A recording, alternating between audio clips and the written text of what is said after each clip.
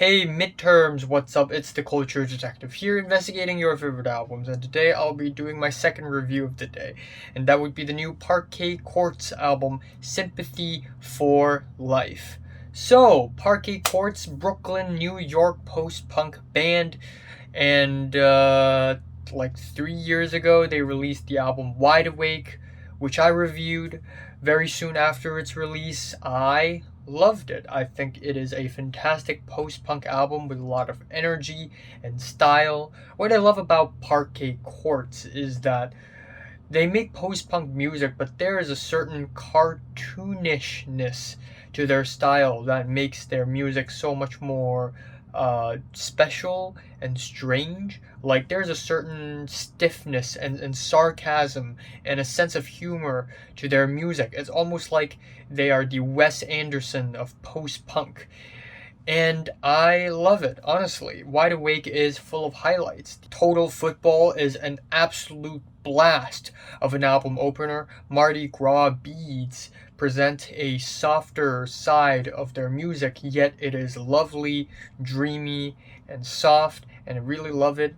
Death Will Bring Change is a deadpan and miserable, but also very truthful, in your face song about the nature of death, which is a very powerful song, in my opinion. Very underrated and is slowly becoming one of my favorite songs from the band. And of course, we have the album ending Tenderness, which is not only a really great, conclusive, happy piano ending, but with lyrics that are kind of poetic as well. So, with Wide Awake, the band really sets their bar really high.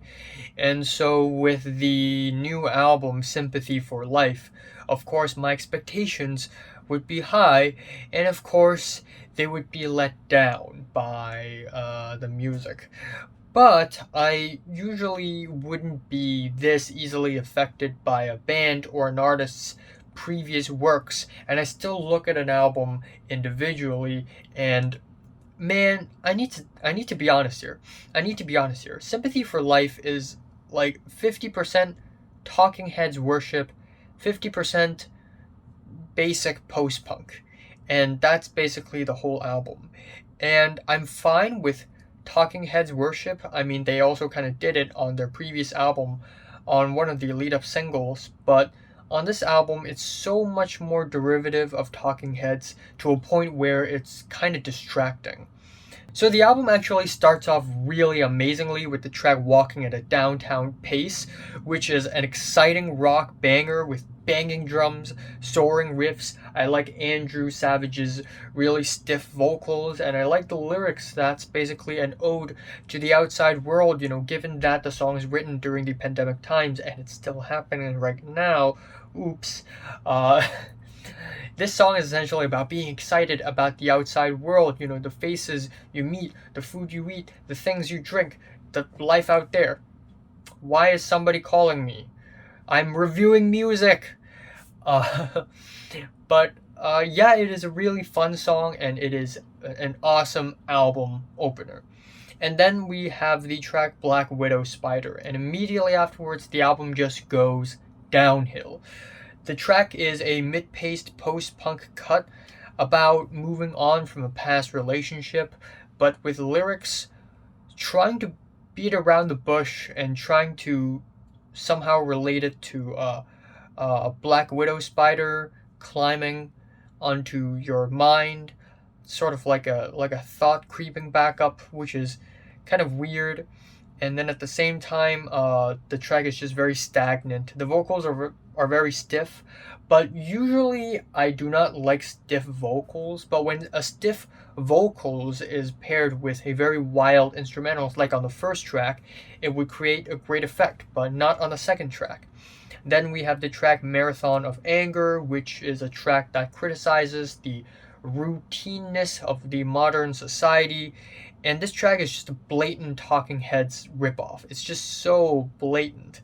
The sarcastic vocal layers sounds like something that David Byrne would have made. The bleepy bloopy sounds, the funky guitar bits, the spacey chopped up instrumentals, it is all textbook Talking Heads. and it is uncanny. The track Just Shadows is basically Freebird 2, but tamer, stiffer, and not as interesting, so Freebird 3, I guess. The track Plant Life is actually one of the more interesting tracks on the entire album. The track is 6 minutes long, and even though it is another Talking Heads worship song, I like the groovy bass and the keyboards. The deadpan spoken word is, again, just pure Talking Heads, but it still works. And lyrically, we have the band spending the entire 6 minutes describing a plant and its surrounding soil and the entire process of its growth. And it's actually really interesting, and I really like it lyrically.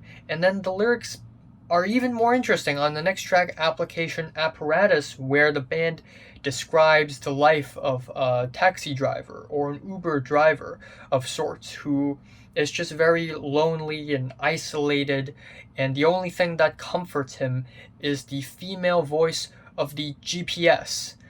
I love this lyrical idea. This is amazing. This is like Taxi Driver. This is awesome. Except these lyrics never really get the chance to flourish because instrumentally, it's just so-so. We get these sequence smashing beats and these buzzing guitars and these repetitive hooks that don't really do much. And overall, it's just good lyrics wasted. Then we have the track Homo Sapien, where we have an average Parquet Courts hard-hitting punk jam, and it doesn't sound bad. It doesn't sound very great either. And we also have the title track, which is, again, a total Talking Heads ripoff. Even the lyrics sounds like a Talking Heads lyric. The groovy bass, the danceable hook, they're all really nice, but the whole track is just very stagnant. And we also have the track Zoom Out, which is pretty similar to the previous track. It has a very short and brief, spacey guitar breakdown in the middle, which I wish is a little longer. Maybe I would have enjoyed this song way more on a good day, but on an average day, like today, I just don't enjoy it all that much. And the penultimate track is True Low, which is also very Talking Heads flavored, except this time the band goes for more minimalist flavor with the hand drums on the percussion, which I think is really nice, and it is a pretty cutesy track that isn't really particularly ambitious, but at least it sounds pretty cutesy. And finally, the album ends off with Pulsanella, a nearly 7-minute long progressive art punk track, and yeah, as expected for a dramatic album ender, I guess, because this track is just too indulgent for its own good. I love tracks that take its time, but this track is not interesting enough to withstand its length, unfortunately. And lyrically, it's basically about expecting someone you love, but lyrically, it doesn't go anywhere interesting, so it's just kind of a dead end. So yeah, Parquet Courts' latest album. I originally really like it, but the more I listen to it, the more I realize it's not that good. And that is unfortunately the case. My favorite track here is the album opener, and my least favorite is